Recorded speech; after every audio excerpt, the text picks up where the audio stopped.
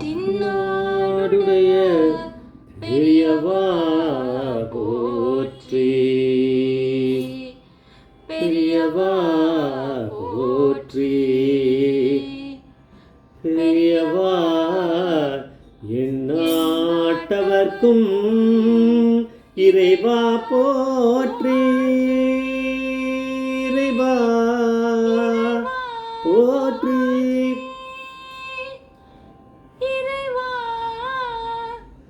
சர்வஜ்ஞா சர்வவியாபி பெரியவா சரணம், மகா பெரியவா சரணம், சர்வஜ்ஞா சர்வவியாபி மகா பெரியவா சரணம், மாய பிறப்பருக்கும் மகா பெரியவா போற்றி, மாய பிறப்பருக்கும் மகா பெரியவா போற்றி. அபார கருணா சிந்தம் ஞானதம் சாந்திருக்கணும் ஸ்ரீ சந்திரசேகரபுரம் பிரமாமுதனம் கலியுதயம் காட்சிமணி யூடியூப் பிரத்யேகமாக மகாபிரியோட பக்தர்களுக்கு ஏற்பட்டு கொண்டிருக்கும் மனங்களை ஒவ்வொரு நாளும் ஒரு அனுபவம். ஒரு தலைப்பு, அனுபவத்தோட தலைப்பு நான் உயிர் பிழைச்சதும் அவளுக்கு கல்யாணமானதும் அந்த ஈஸ்வரனாலே. நான் உயிர் பிழைச்சதும் அவளுக்கு கல்யாணமானதும் அந்த ஈஸ்வரனாலே. இது சொன்னது பான்ஸ் நாராயணன் மாமா. இந்த சேனலை எதுக்கும் சப்ஸ்கிரைப் பண்ணாமல் பண்ணுங்க. ஏன்னா இந்த நிமிஷம் வரைக்கும் நீ எனக்கு கேட்டிருக்க மாட்டீங்கன்னு எனக்கு தெரியும். அந்த மாதிரியான விஷயங்களில் தான் என் காதில் படுறது நம்ம இப்போ சொல்லிகிட்டு இருக்கோம். இது பான்ஸ் மாமா உத்தியோகத்தில் இருந்த சமயம், அவர் உத்தியோகம் போயிருந்தார் பான்ஸில். அப்போ திடீர்னு அவருடைய ரூம், அவருக்கு ஒரு தனி ரூம் உண்டு. அவர் பெரிய பொசிஷனில் இல்லை அப்படின்னாலும் மகாபெரியாரோட பக்தினால் அவர் கொஞ்சம் நிம்மதியாக இருந்தார். அதுதானே ஒன்றும். கதவை யாரோ டேப் பண்ணாமல் இருந்தது. கதவு திறந்தாருன்னா உள்ளே ஒரு பெண்மணி வந்தால் அவள் அந்த பான்ஸ் அது டோட்டலாக ஒரு இன்டர்நேஷ்னல் குரூப்பு தானே, இந்தியாவோட இது இருந்தாலும் அதனுடைய ஒன் ஆஃப் த டைரக்டர்ஸ் ஒரு பெண்மணி. அவள் ஒரு ஸ்ரீ வைஷ்ணவா. அந்த பெண்மணி அவளுக்கு 31 வயசாச்சு போல இருக்குது. அவள் மேலே உட்காந்துக்கலாமான்னு கேட்டுட்டு உட்காந்துருக்கா. அவ்வளோ அளவுக்கு அவளுக்கு அந்த இது இருக்குது. பாவம் கட்டசி உட்காந்து நாராயணனுடைய உட்காந்து, நான் ஒரு விஷயம் எனக்கு நீங்கள் ஒன்று ஹெல்ப் பண்ணணும், நான் மகாபெரிவா அப்படின்னு கேள்விப்பட்டேன், எனக்கு ஒரு விஷயத்தை அவர்கிட்ட பேச வேண்டியிருக்கு, நீங்கள் எனக்கு தரிசனத்துக்கு ஹெல்ப் பண்ண முடியுமா அப்படின்னு கேட்டேன். ஏன்னா நிறைய பேர் சொல்லியிருப்பாள் மகாபெரிவான்னு அவளுக்கு தெரிஞ்சவுடனே அங்கே பான்ஸில் அங்கங்கே கேட்டவுடனே சொல்லியிருப்பா. நாராயணன் இருக்கான் மெட்ராஸில், அவர் போய் பார்த்தீங்கன்னா அவருக்கு ரொம்ப மகாபெரிவா க்ளோஸு, உங்களுக்கு டக்குன்னு தரிசனம் கிடைக்கும் அவளுக்கு அப்படின்லாம் சொல்லி விட்ருப்பா. அதனால் அவர் கேட்டிருக்கார். அவர் உண்மையான பான்ஸ் மாமா ரொம்ப சத்தியவா செய்வன். அவர் சத்தியம் பேசுகிறார். அவர் என்ன சொன்னாரா, நான் அதெல்லாம் டைரக்டர்கிட்ட பேசிகிட்டு இருக்கார், அதை நம்ம பார்க்கணும். நான் அதெல்லாம் இன்ஷூர் பண்ண முடியாது, நான் கூட்டின்னு போகிறேன், உங்களுக்கு நிச்சயம் அந்த மாதிரி ஒரு இருந்ததுன்னா பிராப்தம் இருந்தால் நிச்சயம் நீங்கள் தரிசனம் கிடைக்கும், நம்ம போகலாம் அப்படின்னாராம். உடனே கிளம்பலாம் அப்படின்னாலும் அதுக்கேற்ற பர்மிஷன் வாங்கிட்டு அவள் தான் டைரக்டர். அப்புறம் என்ன அதனால் கிடச்சிட்டு அவள் காரில் அவளே ஓட்டின்னு போகிறா. இவர் பின்னாடி உட்காந்துட்டுருக்காரு. நேராக போனால் பெரியவா மடத்தில் தான் இருந்திருக்கார், காஞ்சி மடம். போகும்போது சொல்லிட்டு போயிட்டான், இந்த மாதிரி எனக்கு கல்யாணத்துக்காக தான். ஏன்னா இவர்கிட்ட சொல்லணுமே, ஏன்னா அவளுக்கு பயம் நடுங்குறது, ஸ்ரீ வைஷ்ணவா வேறு. அதுக்கப்புறம் அதுக்கும் மாரி பெரியவாளுக்கு அது மாதிரி ஒரு இது கிடையாது, பாகுபாடு இருந்தாலும். பெரியவானா யாருன்னே தெரியாத ஆள்கிட்ட போய்ட்டு திடீர்னு எனக்கு இப்படி ஓணுன்னு சொல்கிறதுக்கு அவளுக்கு ஒரு லஜ்ஜையாக இருக்குது. உங்களுக்கு நல்லா, ஏன்னா அவள் எப்போ சொல்லி வச்சுருப்பாள், உங்களுக்கு நல்லா பெரியவா மேலே உங்களுக்கு இது இருக்கே க்ளோஸ்னஸ், அதனால் அவர் கேட்பார். அதனால் நீங்கள் எனக்காக கொஞ்சம் கேட்கணும், நான் பக்கத்தில் இருக்கேன், நான் பேசணுன்னா நான் பேசுகிறேன் அப்படின்னு. சரி சரி வானா அவர் போனார். அவரே எக்ஸ்பிளைன் பண்ணார், நாராயண மாமாவே.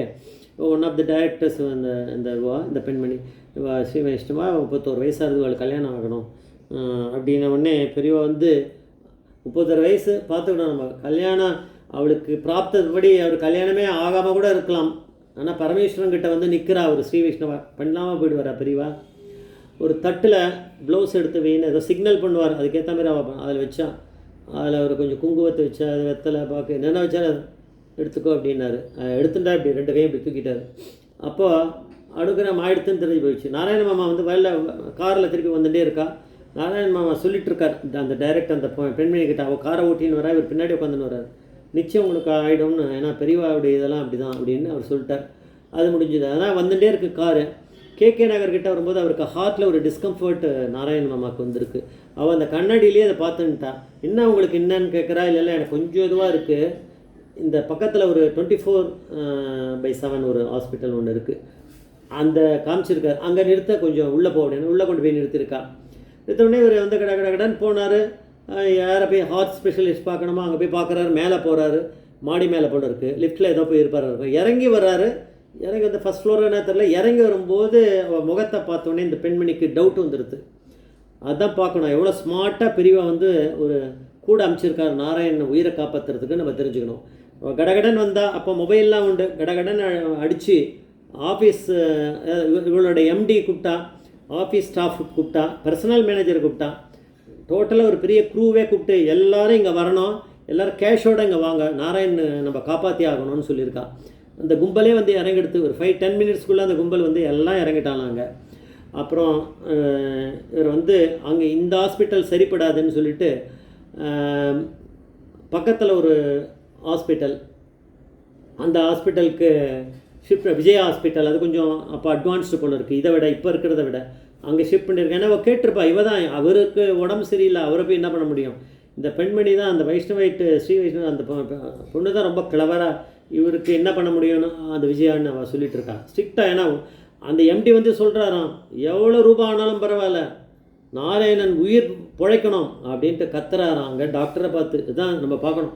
விஜய் ஹாஸ்பிட்டல் போயிட்டால் அவருக்கு வந்து ஒரு 3 இடத்துல ஏதோ 2-3 இடத்துல பிளாக்ஸ் இருக்குன்னு அந்த எம்டி சொல்கிறாராம்.